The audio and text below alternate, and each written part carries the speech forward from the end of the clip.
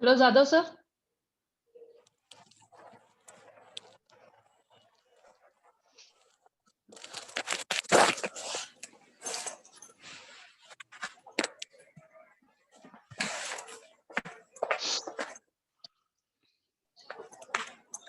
Hello. Yes, madam.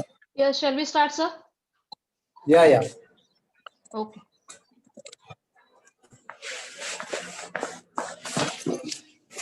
Good morning, Atul sir.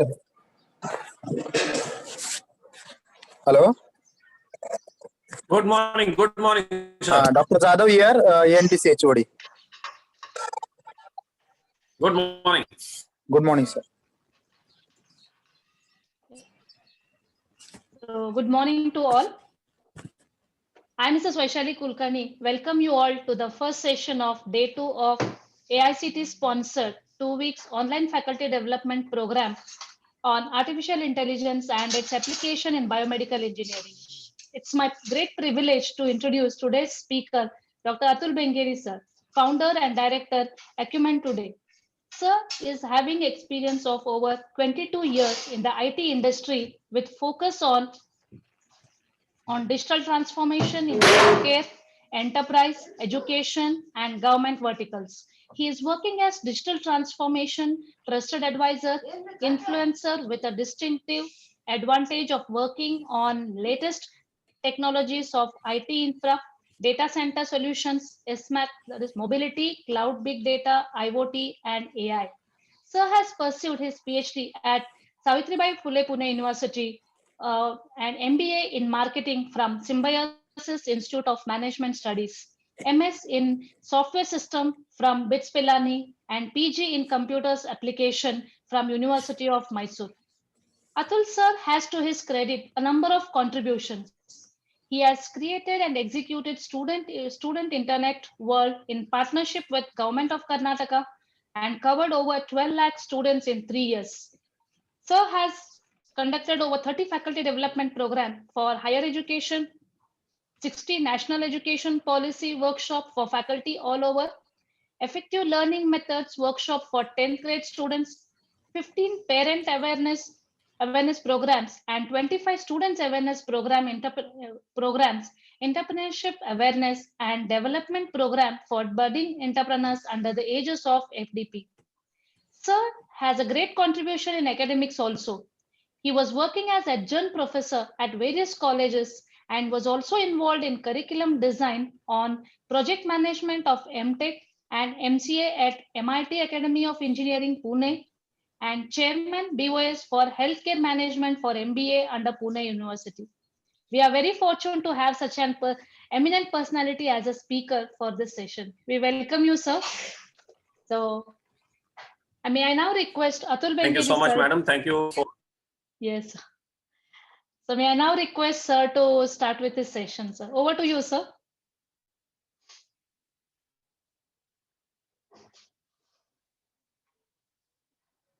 Hello, sir.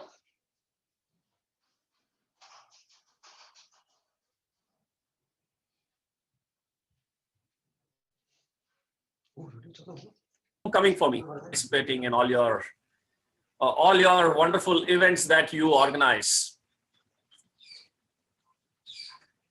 So let me start with my screen sharing first, and then probably I will to ensure that we don't choke up the bandwidth, I will also switch off my video and then switch it on later. Just to confirm, you are all able to see my screen? Yes, sir.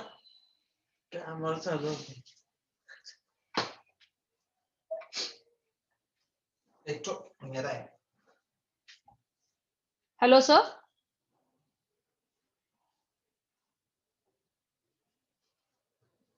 ಲಿಂಬೆ ನೀರು ಕೊಡ್ಲೇ ನಿಂದು ಉಳಿದಿದ್ದ ಲಿಂಬೆ ನೀರು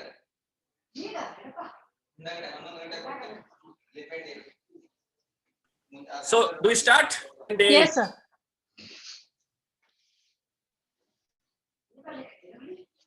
ಉಳಿಲ್ಲ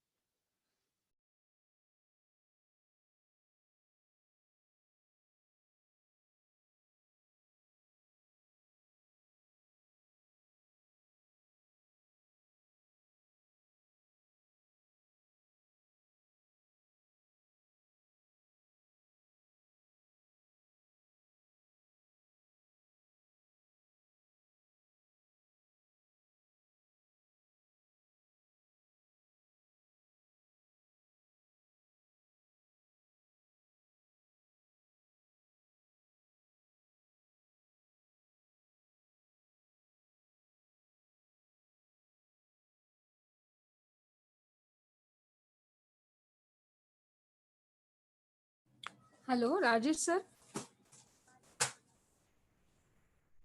Hello.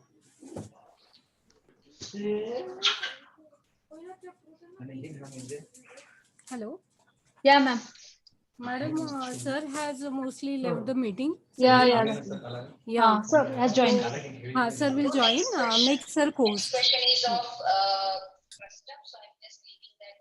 Sir has joined actually. Actually, Shailaja Yes, madam I'm back. also I'm has back. joined. You'll have to just allow me. Yes, Yes, sir. sir. You'll have to allow me to share the screen, please. Yeah. Yes. Okay.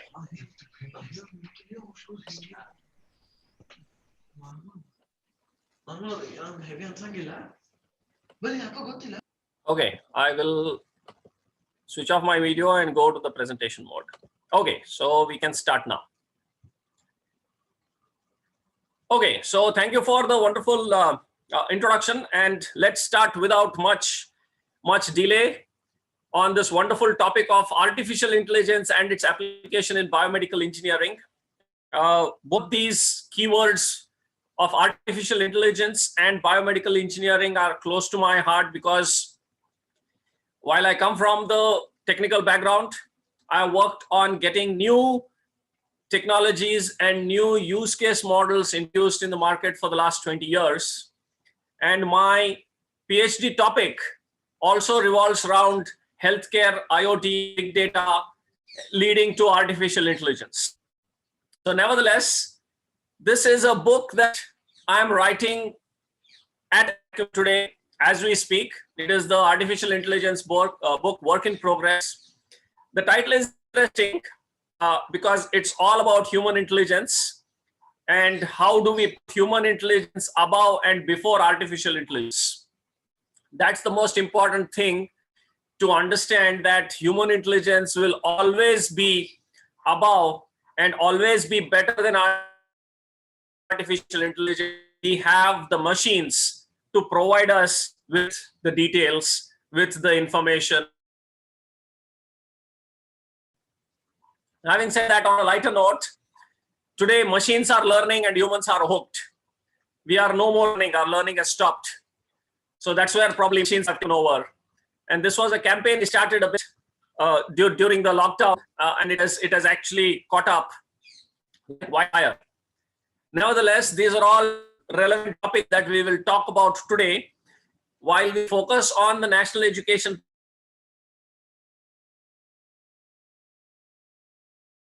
Back of our mind, as educators and as parents also, we need to keep in mind that we are here to enable, enrich, and empower the students who are the next generation, who are going to take all the innovations and all the new technologies to the future.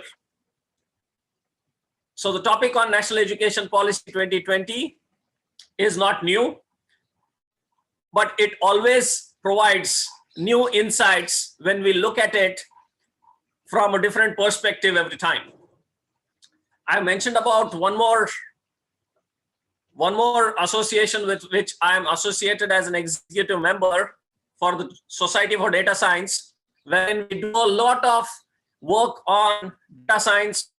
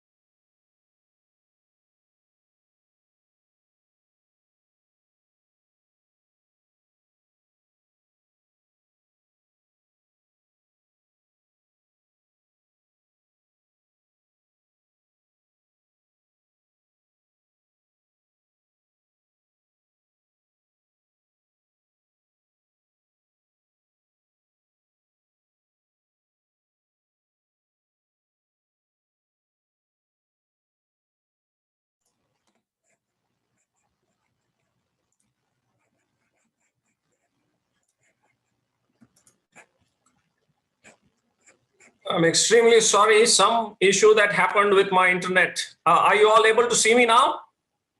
Yes, sir. Okay, Yeah, sorry for that. Okay. Yeah. So the draft document came out in the year 2019, which was put for public view in the month of April and May.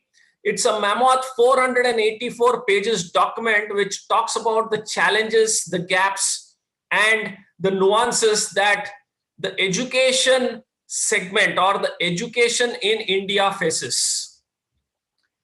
It also talks about how we need to align with 21st century skills. And this has been the crux of the 484 page document, starting from primary education to secondary education to higher education and research and development. It also has a focus on learning.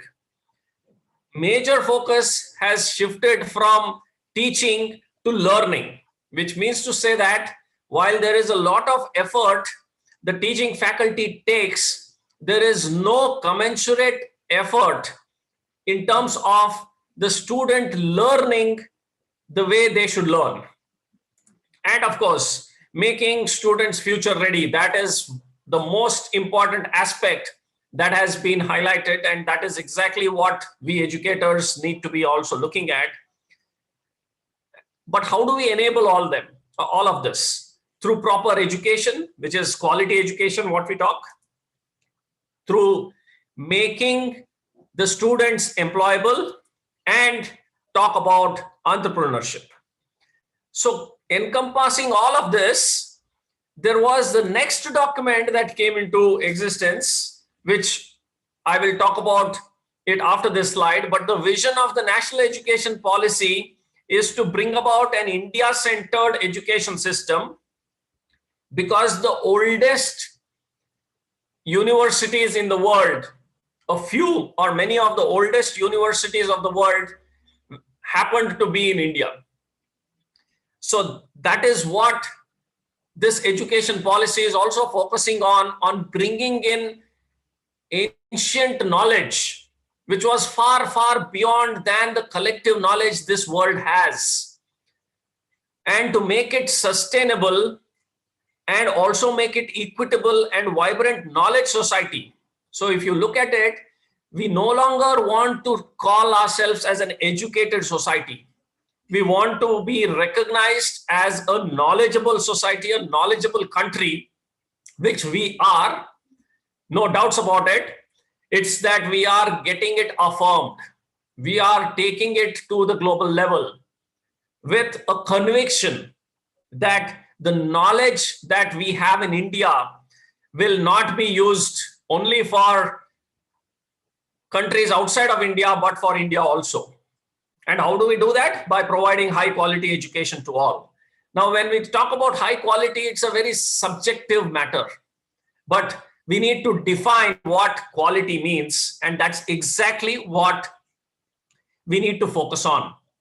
So let's talk about 21st century. This is the framework that has been in existence for the last probably 15 years, 10, 15 years for sure, wherein I've worked extensively on this in implementing it across various different facets, working with state governments, working with the central government, working with universities and a lot of academic institutions down south.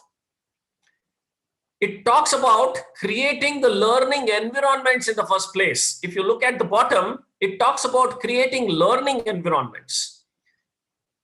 The most important aspect in the 21st century would be that the individuals would be problem solvers and not necessarily be problem creators. So there is a difference. And that's exactly what we need to focus on and address. For that, we need to have effective and quality learning environments. We also need to focus on professional development, which is mainly making them ready for the future, bringing in that rigor, bringing in that seriousness. Yeah, sorry, any disturbance? No, sir. You All can good, right? You are able Yes. to. Okay, good. Yes. So professional development to the extent that we make them ready for the job, either through employment or entrepreneurship. Okay. Yeah. And then for doing all this, there needs to be a change in the curriculum and the instructions. The curriculum has to change, not necessarily the syllabus, but the curriculum has to change, and so does the instructions, which is mainly student-centric approach rather than teacher-centric approach. A learning approach rather than a teaching approach. No more spoon feeding at an early level also, not necessarily at the post-graduation level, but even at undergrad and even before that. There is a lot of emphasis, which I will talk about as to what it is.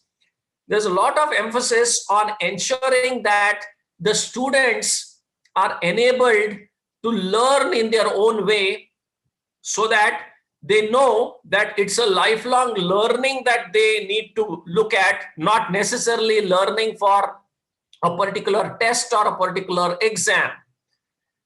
So that leads to changes in the standards and assessments also.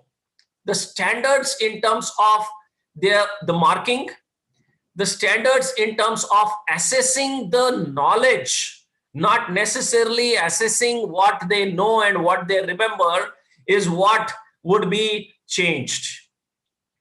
And the four colors that you're seeing, green, red, orange, and blue, are the enabling factors which would ensure that the students become lifelong learners and also have the right professional and cultural and other competencies acquired much before they get out of the schooling and college level. So we talk about core subjects and 21st century themes. Yes, we talk about core subjects. What are they? We will talk about it. And 21st century themes. There are these themes that need to be incorporated in every subject, every topic, every concept that they learn. Because we all know Bloom's taxonomy. And if you actually look at a little bit deep and look at it objectively, our education system ensures that our students remain at either level 1, level 2, or at the max level 3. We need to take them to level 6. How do we do that? By incorporating the 21st century themes and by incorporating this framework, which is actually part of the national education policy any which ways. It doesn't just talk about core subjects and 21st century themes. It also talks about life and career skills. What better time to talk about life skills than today? We have all been in lockdown. We have all been locked up at the home. We are not doing the normal things, and we are talking about new normals. This is what life is all about. Are we enabling the students to cope with such challenges in the future? Probably future has got more challenges than what we are seeing today.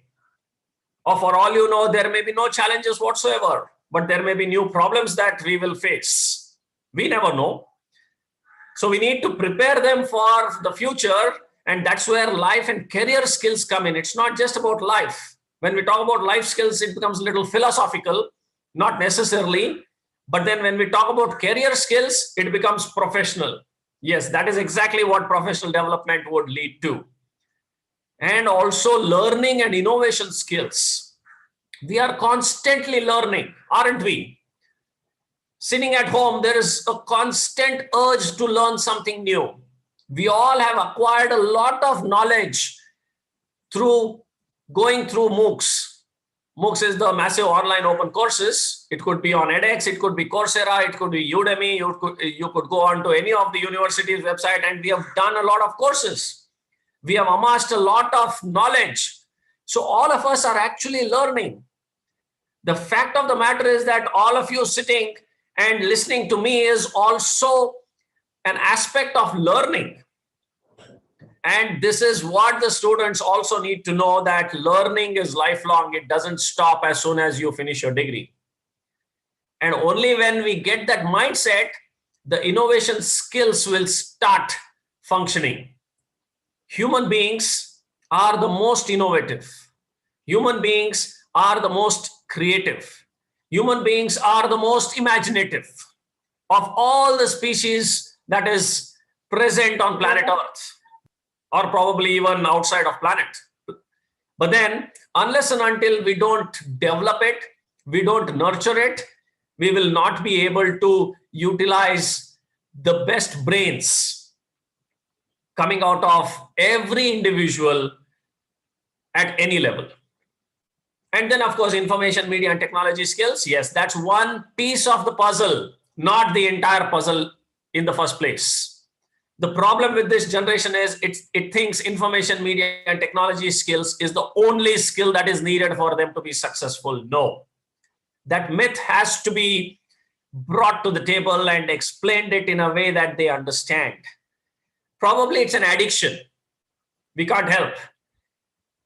Technology, which was the greatest invention of humankind over the last 2 decades, is probably going to be the most destructive innovation for the next generation if it is not used in the right way. So having said this, there are of course pros and cons of everything that gets invented. And as the famous saying goes, the problems of yesterday are solved today, and the solutions of today will form the problems of tomorrow. So problems are never ending. So the most important thing is to understand that problems will exist, and only when problems exist, we all will be in jobs. And that's the silver lining, or that's the hindsight that we should be looking at. So let's come to what came up in the National Education Policy 2020. We have to look at it in a holistic manner with the 484-page document, which was a draft document, and a 66 odd pages short document that came up in year 2020. It talks about holistic development of learners. And while we talk about learners, there is no discounting and there is no leeway for educators like you and me to sit back and relax. Our responsibilities, our roles, and our job has actually enlarged and enhanced, because we need to ensure that the holistic development of learners happen. It's not just about the subjects. It's not just about the marks that they would get in the degree. It's about how they will be able to apply it going forward. It is how they will be applying the holistic knowledge of various different subjects and various different topics that they would have learned. How would they do an interdisciplinary, and multidisciplinary approach for solving problems of tomorrow? Let's take a look. It also talks about reduced curriculum content to enhance essential learning and critical thinking. Yes, while curriculum content is being reduced, the topics and the concepts are not going to be reduced. What is getting introduced is the essential learning skills and the critical thinking skills that would be needed. So we need to enable them to look at how they can start thinking in an analytical manner, critical manner, bring about the reasoning, and that's when they will start looking at problem solving. And then we talk about experiential learning. There is a lot of learning through experiments, and experiments are something that may go wrong, which is perfectly fine.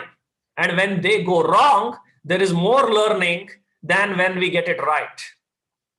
And as the saying goes, when you lose, don't lose the lesson. So there is a lot of lesson that we learn when we do a lot of experiments, and especially when experiments go wrong. Perfectly fine.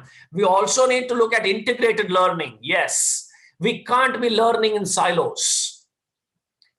Our engineering curriculum, for example, first year is common for all subjects, but that first year of 2 semesters covers subjects of all the different branches at a very high level. Probably that is what needs to be a little bit extended in terms of giving them electives from second year onwards. This would be the prerogative of the university and the college to implement it in a way that suits their demography, their psyche, and their regional associations. And integrated learning will bring about the holistic development of learners. And integrated learning is what I mentioned earlier, is not just intradisciplinary, it is inter and multidisciplinary approach. Which means to say that not necessarily only engineering branches need to be integrated, probably a little bit of commerce, little bit of finance, little bit of HR, managerial aspects also need to be integrated in their learning process. Not necessarily as subjects in every semester, it can be thrown open for the students to learn on their own by using some of the freely available material, freely available courses that are available at a click of a button today. It empowers students through flexibility in course choices. We will talk about it. There are a lot of courses that are available these days. It would increase when we have the combination. It is going to be a multi-dimensional matrix through which they can decide that while I'm doing mechanical engineering, I can also be looking at chemical engineering subjects. While I'm doing electronics and communication engineering, I would probably look at project management also to see how I will be able to implement it when I get into the job. So these flexibility in course choices will come in. Multilingualism and the power of language is very important, especially in India, because students come from various different backgrounds, various different linguistic provinces, various different languages spoken, and that is what is needed. While there is no leeway or there is no diluting of the fact that English is the language of medium of language, and English is the language of the future for them to be successful. Curricular integration of essential subjects, skills, and capacities. It needs to be, when we said integrated learning, it also talks about not just subjects, but skills and capacities. The capacities, capabilities, and competencies have to be incorporated right from day one. And that is what talks about enabling lifelong learning. What is new today becomes old tomorrow. Who better than technologists and engineering students and faculty members to vouch for it? We know things are not the same. And especially after seeing the industry for the last 22 years, especially I know what changes have happened in the last 2 decades and how fast they are happening. In fact, the pace at which the changes are happening is faster than what it was 2 decades back. And it's going to be faster going forward. And we need to get this to the students so that they understand and they align themselves to learn, unlearn, and relearn a lot of new things. But that doesn't mean we should not focus on the fundamentals. So to enable them on lifelong learning and combining them with the 21st century skills, we just need to focus on the 3 verticals, which is foundational literacy, which is integrated learning is what we're talking about.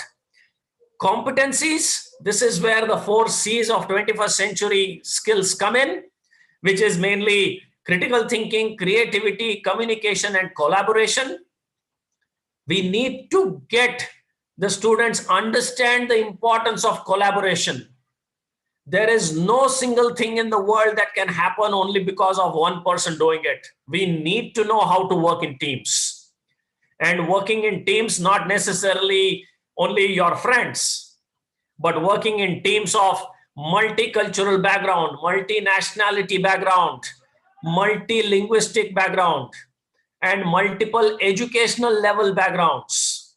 So we need to get them to know that they need to not only understand the social and cultural differences, but also respect the culture and other aspects of the human evolution. And that would actually come out with effective communication. Effective communication is not just about being good on social media, not just good on putting messages on WhatsApp. No. Effective communication is through crisp and quality explanation and interaction with various different stakeholders, whether it is in the schools, whether it is in the colleges, whether in the universities, or whether at work when you go into any company or a corporate. And they would hire you for your critical thinking and problem solving skills, and not just because you have scored 80-90% in your graduation. Critical thinking, problem solving will come only when I would take the initiative. I would take up the challenges, and I would start applying the holistic knowledge that I have gained in the 4 years of degree that I would be spending my time on. And I would also need a lot of creativity. We are born creative.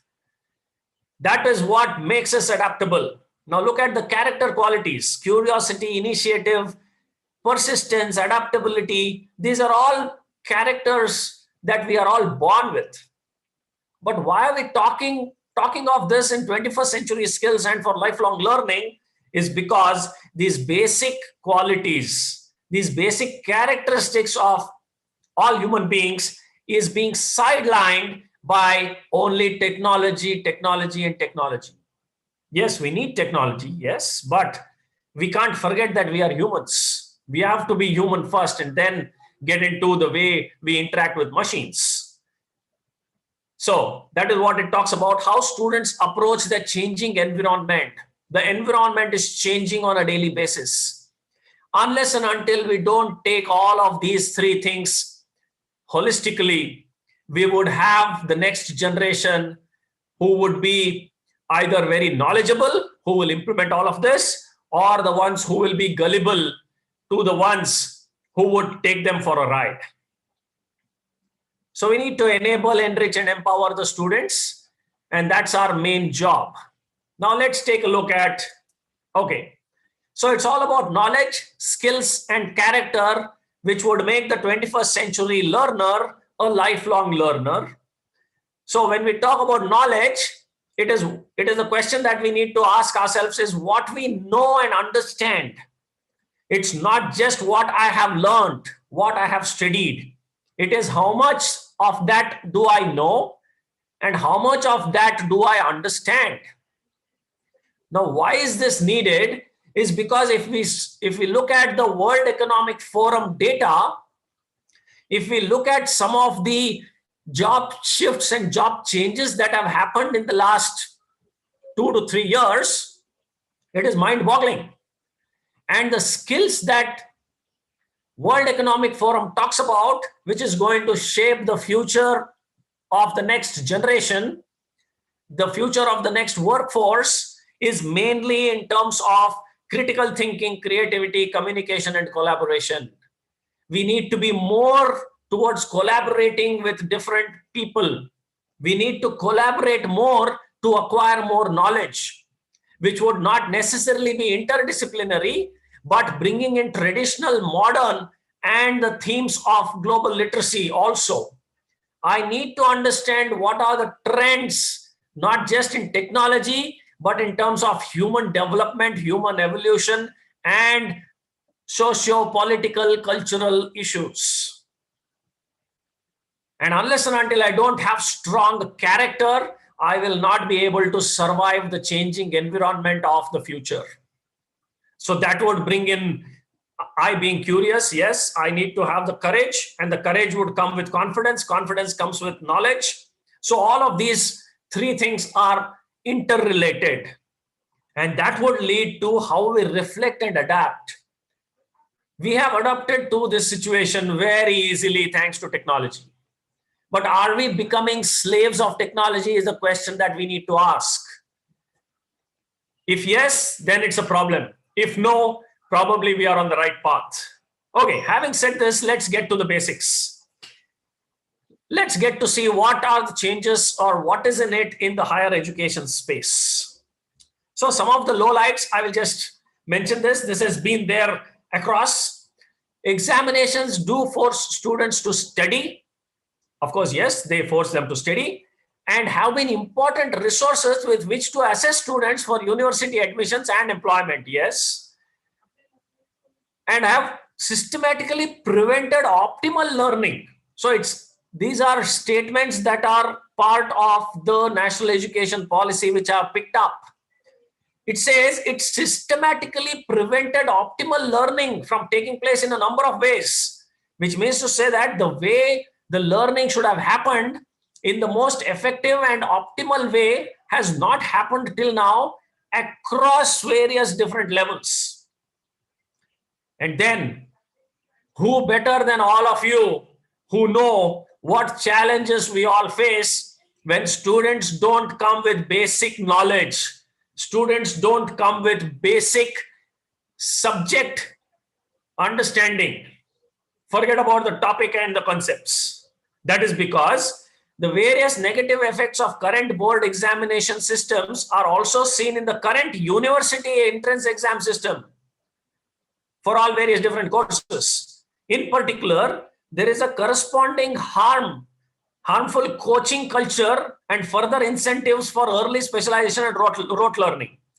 There are news wherein IIT students go into rote learning who would go and solve 6,000 questions in 6 months, and they crack IIT paper. Once they get into the IIT, then they face the heat. What is the use? So rote learning has been a part and parcel of our education system, which is preventing the optimal learning and which is actually not letting the students go to the higher order thinking skills of critical thinking, logic, reasoning, and problem solving skills. Now that is the opportunity we all have to bring about the change. So let's look at the highlights. What is it talking about? The very aim of assessment in the culture of our education system must shift from one that primarily tests rote memorization skills. So for example, the more I remember, the more marks I will get. But if I get them to apply, if I give them an open book exam with twisted questions, probably they will all fail. So what is to be done? So we need to move to more formative, promotes learning and development of our students, and tests higher order thinking skills such as analysis, critical thinking, and conceptual clarity. This is very, very important when we talk about subjects like engineering. Engineering is a completely applied topic, but it is built on a lot of concepts. It is built on a lot of topic that has easy and immediate implementable quotient. We can implement all of what we learn in engineering in a very, very simple manner. Same is the case with a lot of other segments also, for example, commerce and even arts. And what is shaping up is the new courses and new curriculum, new streams called liberal arts. That is not a topic of discussion today, so we'll leave it there. So it says learning assessment must shift towards testing only the understanding of core concepts and knowledge, not necessarily what they remember. And of course, and along with higher order capacities such as critical thinking, analysis, and application. How will you apply the knowledge that you have learned in problem solving? Companies are going to hire you only if you are capable enough and have the capacity to solve the problems the companies are facing. That would lead to employability. And what this is saying, this policy is saying, this approach must be used throughout the educational system and throughout all subjects, including on school examinations, board examinations, entrance examinations for universities, university examinations, and examinations for employment. It is no longer asking the definition of a particular topic. It is moving to the level wherein how you will apply what you know to solve the problems of the society that we are facing. Okay, so I picked it up again from the document. It says higher education must develop good, well-rounded and creative individuals with intellectual curiosity, spirit of service, and shows strong ethical compass.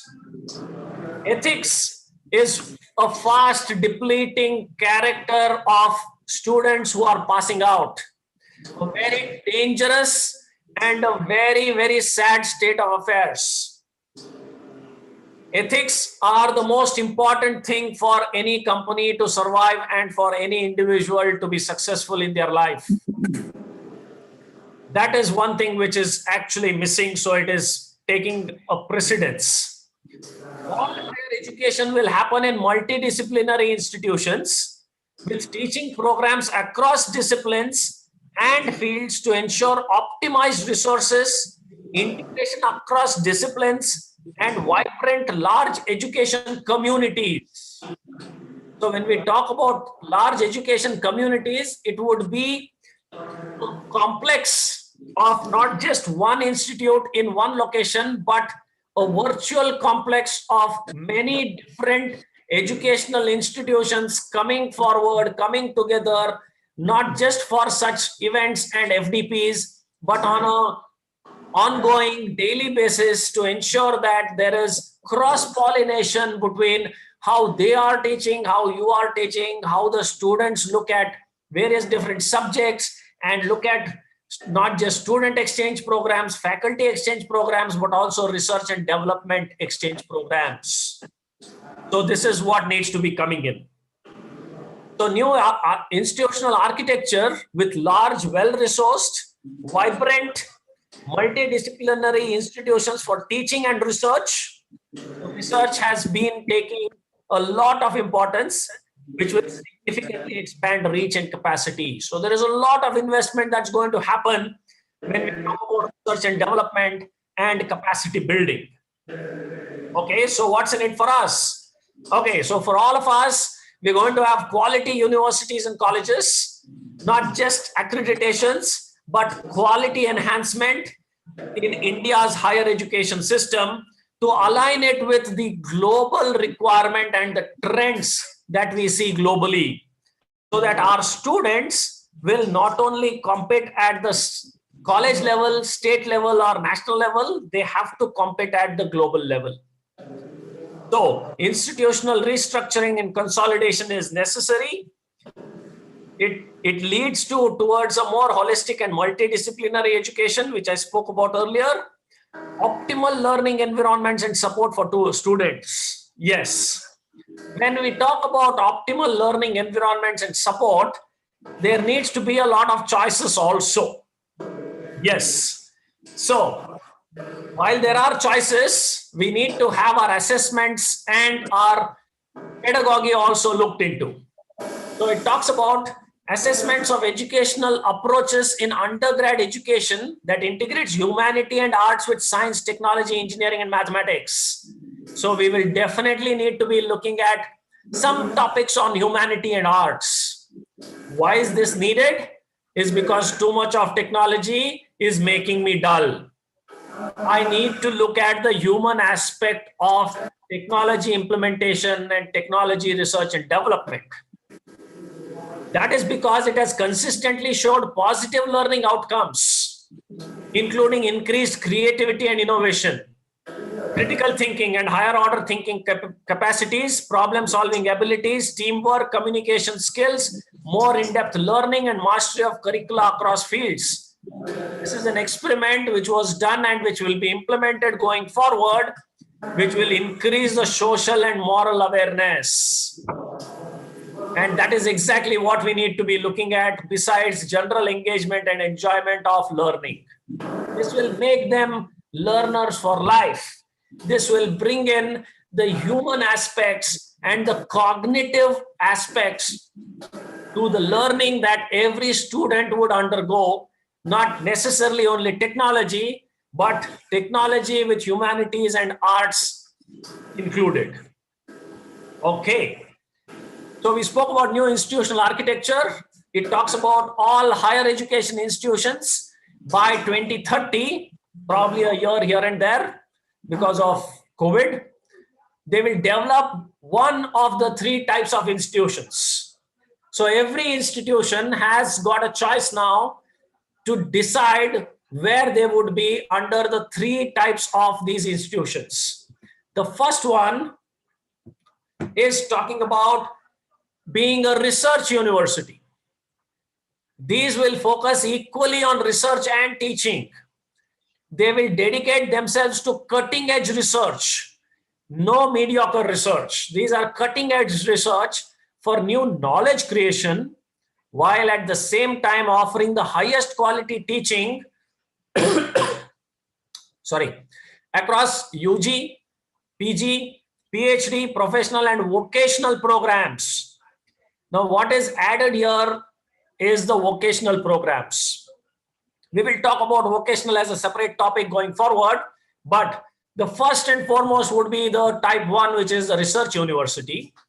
The second would be a teaching university, where the focus will be primarily on high quality teaching, wherein there would be a research that would be conducted and proliferated in terms of various different effective teaching methods, incorporating all of the things that we spoke till now, which will be across disciplines and programs, including UG, PG, doctoral, professional, and vocational, certificate and diploma programs. So you see, a student can choose any stream, any type of a program, while also significantly contributing to cutting edge research. Yes.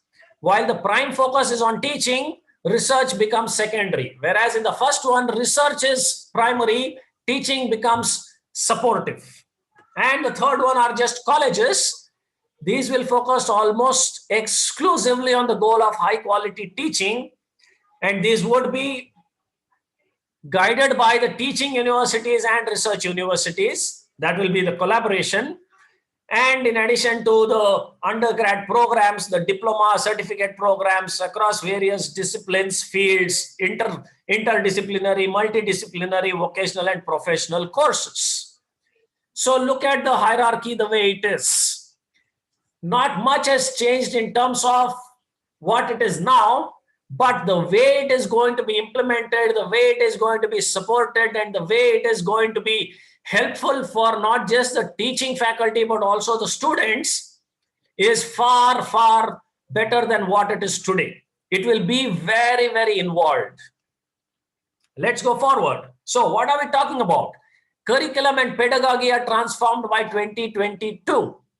Okay, by 22, another next 2 years, 2 to 3 years. What is going to change? In order to minimize rote learning, no more memorization, no more by hearting. I have seen many engineering students, I have seen many post-graduation students also resorting to rote learning just before their examinations. And of course, the way the examinations are there, I go through the 5-6 years of previous paper and I get to know the pattern and I know which subject has got more preference, more prominence. I would focus on those chapters and I will somehow scrape through. A passing is not at all a difficult thing these days. But that is going to change, and instead encourage holistic development and 21st century skills such as critical thinking, creativity, scientific temper, communication, collaboration, multilingualism, problem solving, ethics, social responsibility, and of course, digital literacy, which goes without saying. So I've repeated that. Let's come to vocational education. Vocational education is something that is to be seen as the most important intervention that is going to help all of us. I'm saying all of us, not just the next generation, not just the students, but all of us, because vocational education would actually bring us in line with what is needed in our day-to-day life. What is needed for us to look at solving our problems within our vicinity, at our home. Well, what better time to actually talk about this? When nobody was allowed to go out of the house, many of us had a lot of problems at home. We had some plumbing problem, we had some electrical problem, we had some or the other problem that came up.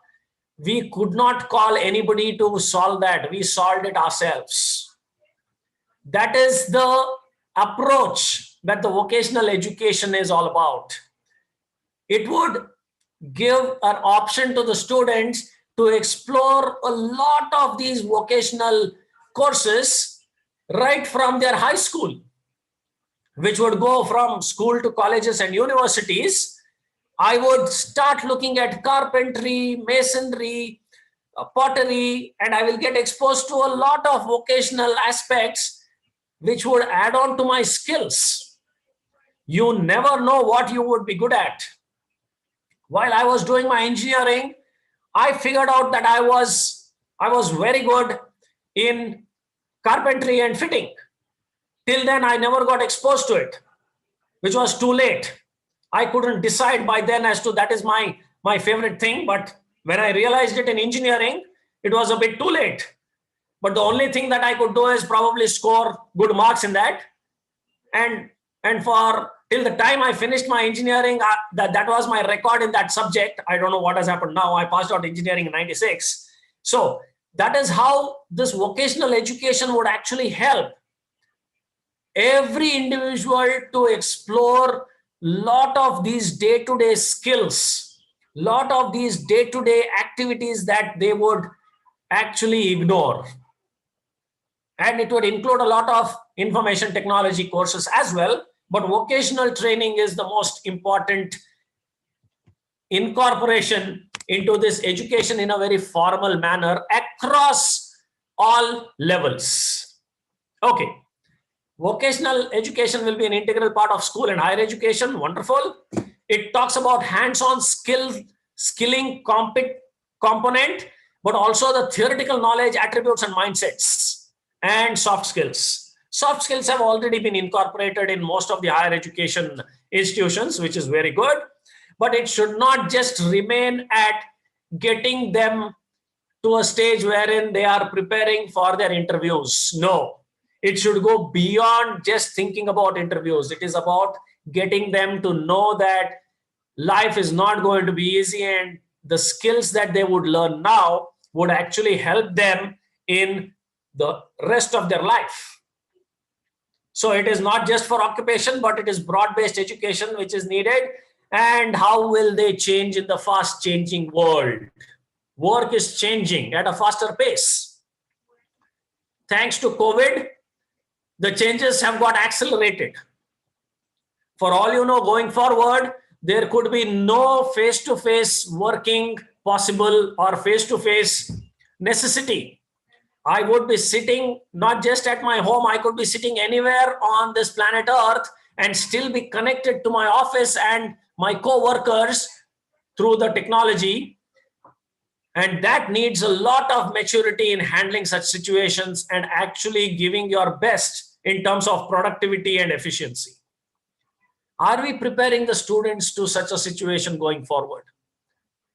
If you look at some of the reports, IT companies have closed down many of their offices and they have saved millions and millions of dollars.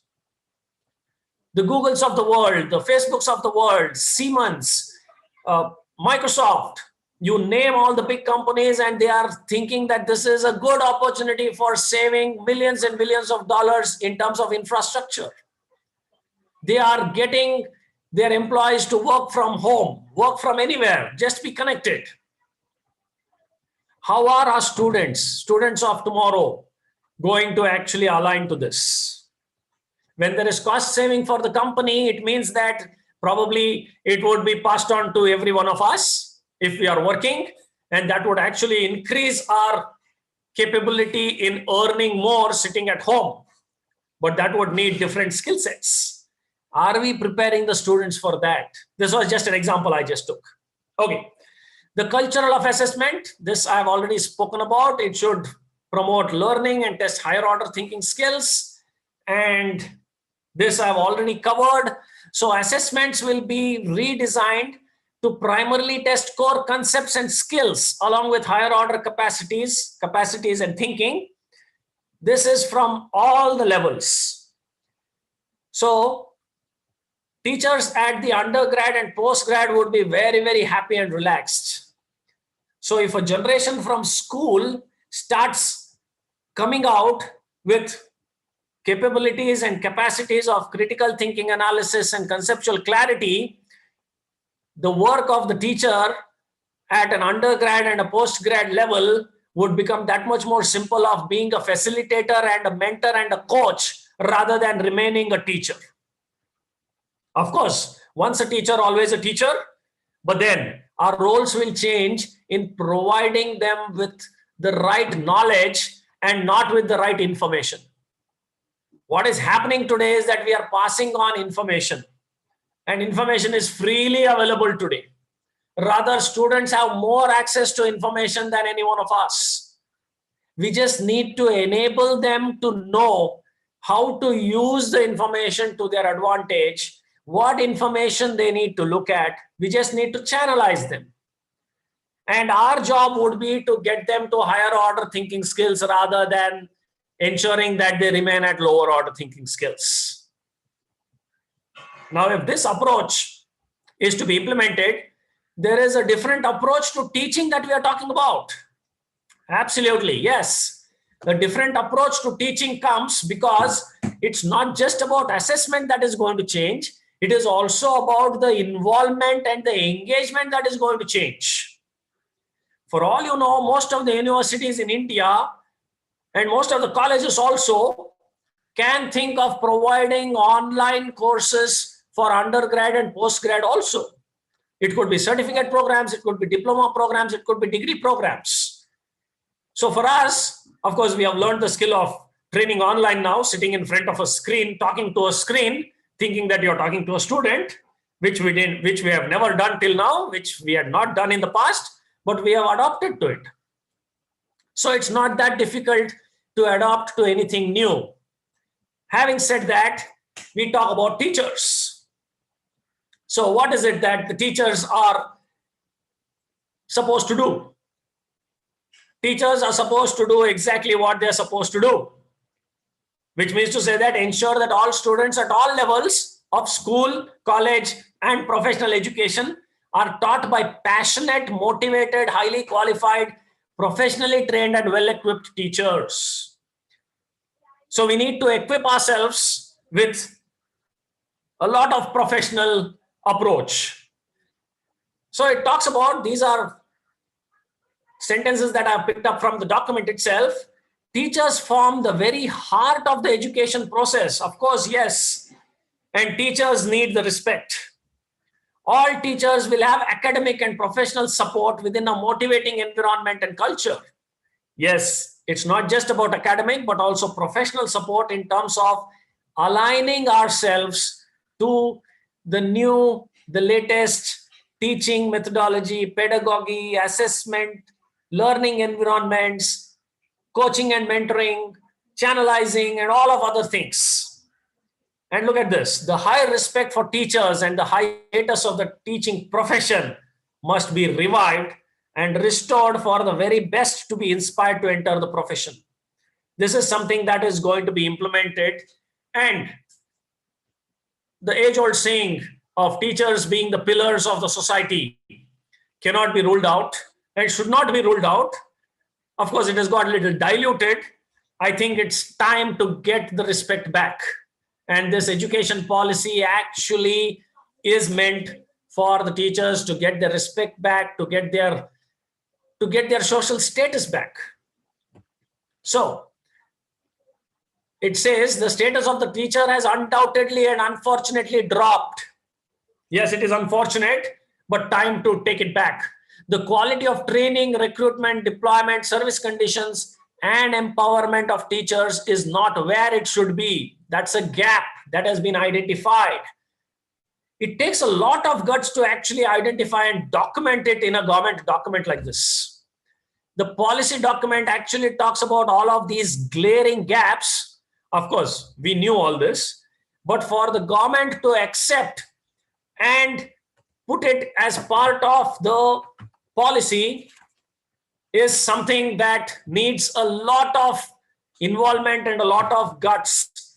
And once that they have done, it is definitely going to help all the stakeholders in the education continuum, and which will improve the quality and motivation of teachers and it will take to a different level, because we are talking about quality education for all.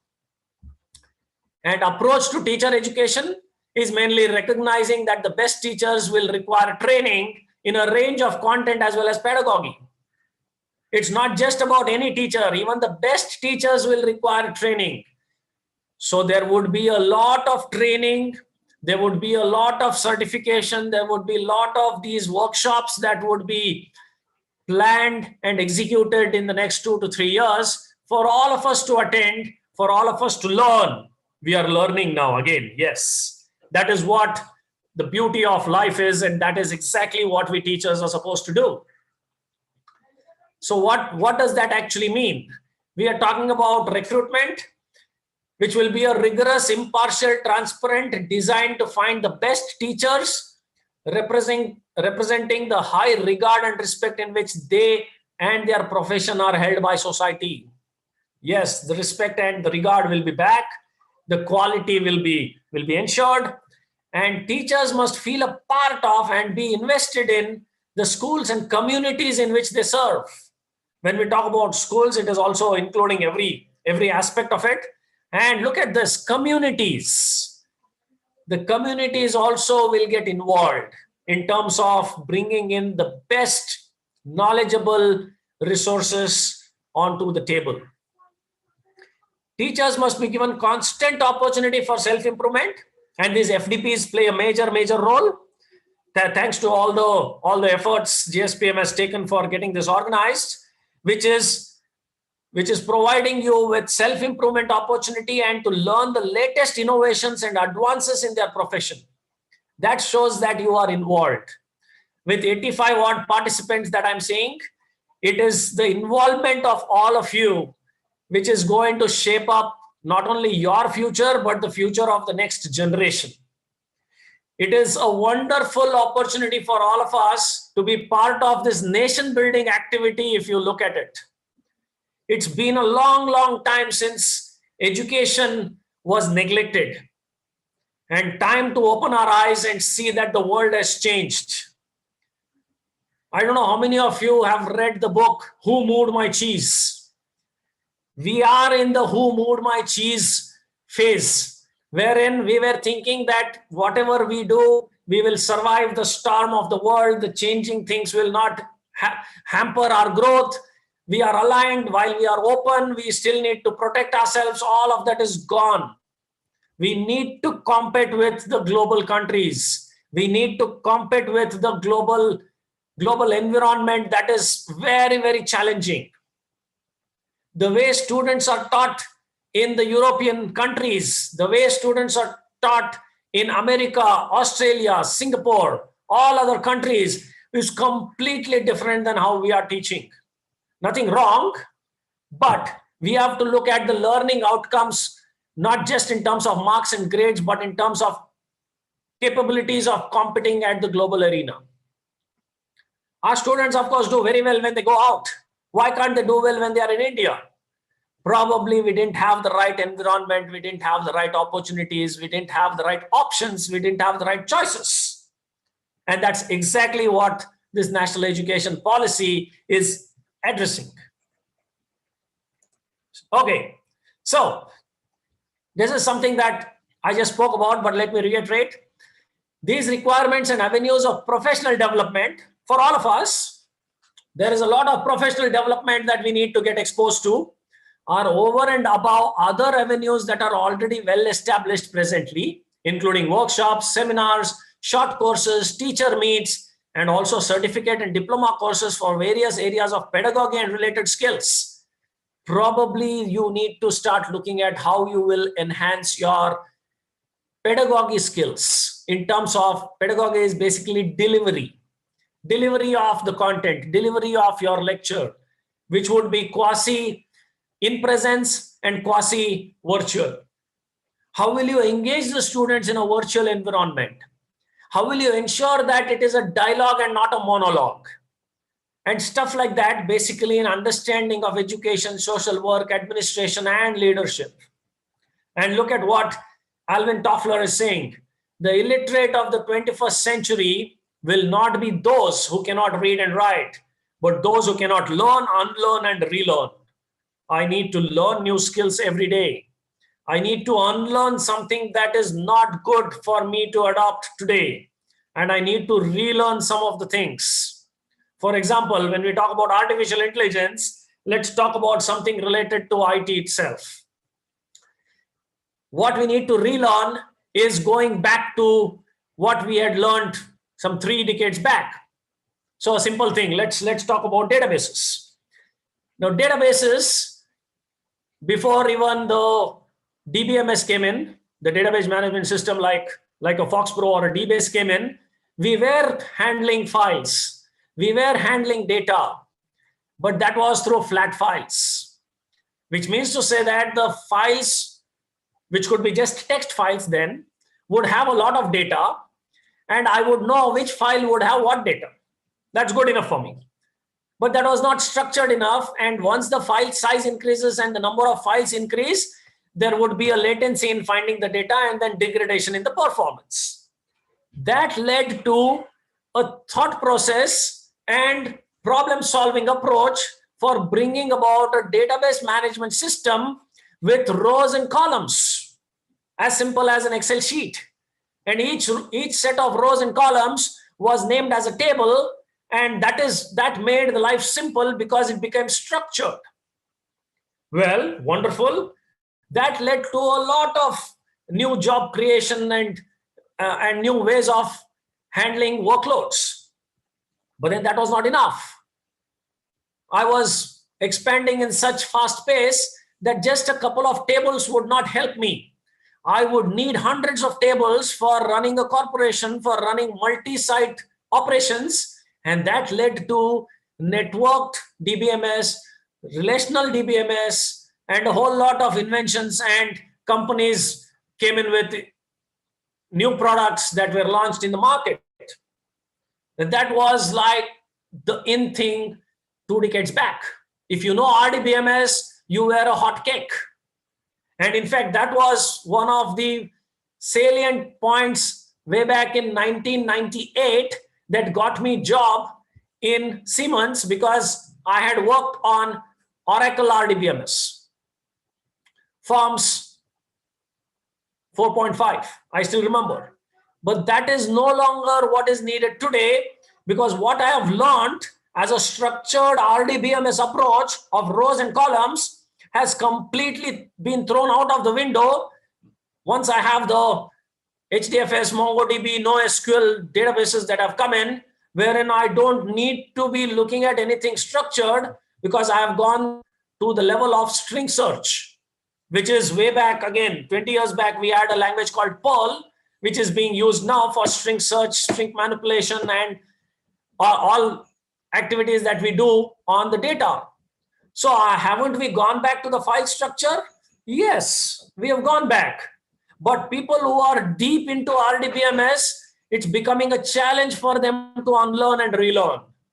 That's exactly what I'm pointing out, that we need to enable the students not just to be so very well versed in one thing. They need to be knowing a lot of things. They need to be flexible. They need to be adaptable. And they need to know that things are changing and things will keep changing. This is one of the most important responsibility we as teachers have, to ensure that we unlearn, learn, and relearn, and pass it on to the next generation, to our students, that they also know that there is a lot of learning that they need to do when they finish off their learning courses. That is when they start looking at how they implement it, how they correlate it, and how they would be good at problem solving. Okay, I think there are some chats. If there are any questions, probably we can take it up in the next 5 minutes. Are we on time, madam? I think so, yes. Okay, so that brings us to, again, focusing back on what are the changes. All teachers will have possible career progression paths. Yes, we all need to progress to become educational administrators or teacher educators. Some of us who are good in administration, we would align ourselves towards that particular aspect and advance our career. But the ones who are teacher educators would love taking workshops, seminars, coaching programs, and a whole lot of things. And each one of us will have this opportunity to get certified by the government. But basic and fundamental thing, of course, may not be for the technical education, but I still don't have any clarity on that. But yes, teacher education for all levels will take place within the university, higher education system as a stage-specific 4-year integrated Bachelor of Education program that combines high-quality content, pedagogy, and practical training. Look at the holistic way in which the changes are happening. By 2030, all teachers who need to be recruited will have to go through this particular course. I don't know how it will be for technical courses, but in general, this is what has been mentioned for all levels is what they are saying within the university and higher education system, which means to say that technical also would fall in the same aspect or the same segment. So that is what is for today. I had kept some time for question and answers, and I think we can open it up. Yes, madam.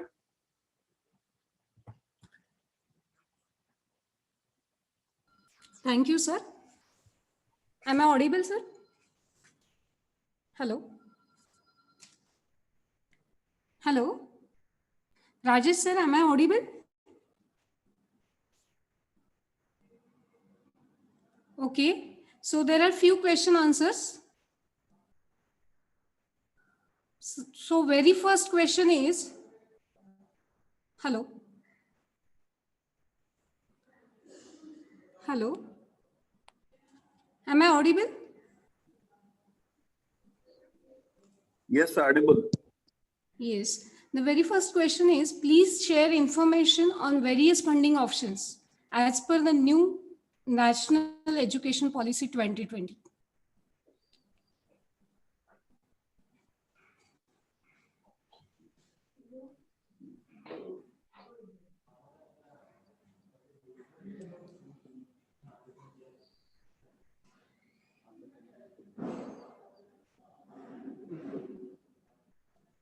I think Atul sir is not there in the meeting right now.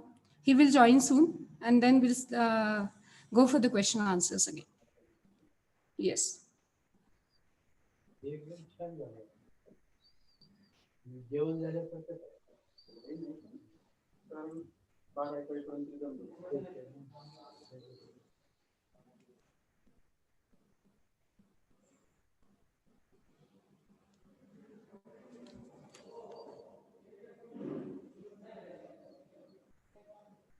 Yes, sir has joined.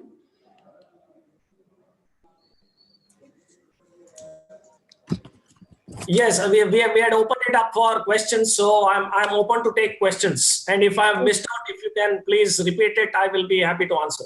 Yes, sir.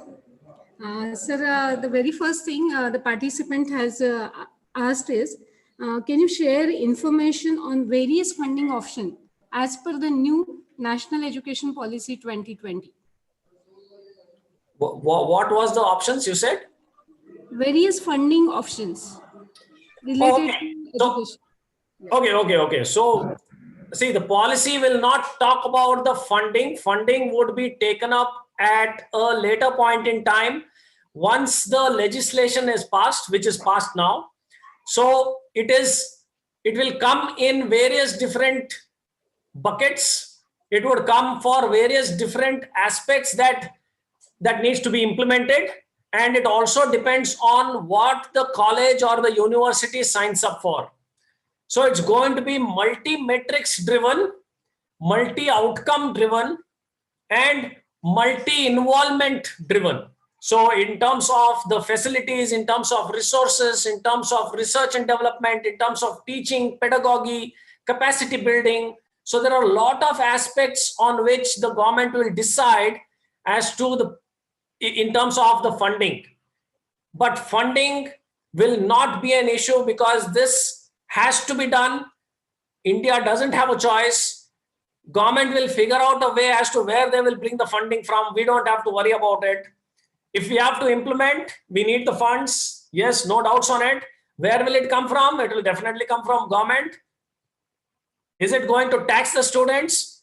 We still don't know, but that's not the intent, because it talks about quality education to all, which is at a reasonable cost. They're not talking about increasing the fees or anything, which is not part of the policy any which ways. That would be a part of the further implementation strategy. Yes, sir. The next question is, with research perspective, what provision is made in national education policy? Okay. The entire national education policy is built on building the capacity for research and development. You would already see that the IITs of the world, IITs of India, the NITs of India have already started working on consolidating a lot of their research that is happening across various different campuses and extending it beyond what they are doing with industry collaboration. So if you look at the America, I'll just take an example of American universities. Most of the funding comes from corporates. It's not that the government is funding, and most of these universities are all private universities, which means to say that the cost of education is very, very high. But they are able to sustain, they're able to give scholarships, they're able to give free ships, they're able to give discounts in the fees for the students who are really good and who are research oriented, who would align with some of the research that the government is doing, not government, sorry, the university is doing in association with some of the corporates. So this is what is going to change, that while research in India is completely academic in nature, going forward, while academic research will still be held on priority, the funding for some research that needs to be done by various different corporates, various different companies of the world would be done in the university, and that is what would bring in a lot of money. That's the change that we will be seeing going forward, and that would be multidisciplinary research. Yes. Thank you, sir. Sir, with this, we are now at the end of the question answer session and end of the session also. Good morning to one and all. On behalf of JSPM's Rajarshi Shahu College of Engineering, Department of Electronics and Telecommunication, I, Dr. Swati Bisikar, take this privilege to propose a vote of thanks for today's eminent speaker, Dr. Atul Bengiri, sir, for sparing valuable time from his busy schedule and came over here and given a valuable guidance on national education policy. As national education policy is one of the major positive breakthrough of this decade, thank you very much, sir, for explaining in detail what will be the impact of national education policy on the coming near future, like education scenario, job scenario, and whatever you have told, sir, learn and unlearn and relearn. That is the thing which we should adopt. That's what I feel. And thank you, sir, once again for sharing your knowledge and wisdom. Thanks a lot. I hope all the participants are benefited with your speech, sir. Thanks a lot. Thank you very much. Thank you so much, madam. Thank you for this opportunity, and I'm sure the participants will start thinking about how they would start implementing it at their level, in their department, in their college, and in their universities. Thank you so much. Thank you so much. Thanks a lot. With this, the session one, I think, Kulkarni madam, hello. Participants here are requested to be in this meeting only. We will start the next session at 11:45 a.m. sharp.